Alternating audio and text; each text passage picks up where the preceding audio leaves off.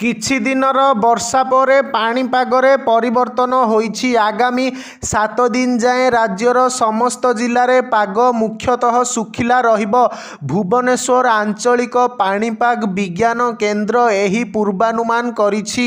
ଉତ୍ତର ଓଡ଼ିଶାରେ ତାପମାତ୍ରା କମିବ।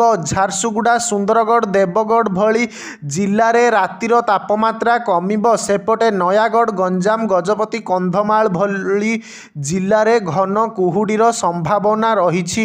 ଏସବୁ ଅଞ୍ଚଳରେ ଦୃଶ୍ୟମାନ ଦୂରତା 200ରୁ 50 ମିଟର ମଧ୍ୟରେ ସୀମିତ ରହିବାର ସମ୍ଭାବନା ରହିଛି। ଏଥିପାଇଁ ଯାତାୟାତରେ ବାଧା ଉପୁଜିବା ନେଇ ପାଣିପାଗ ବିଭାଗ ପକ୍ଷରୁ ସତର୍କତା ଜାରି କରାଯାଇଛି।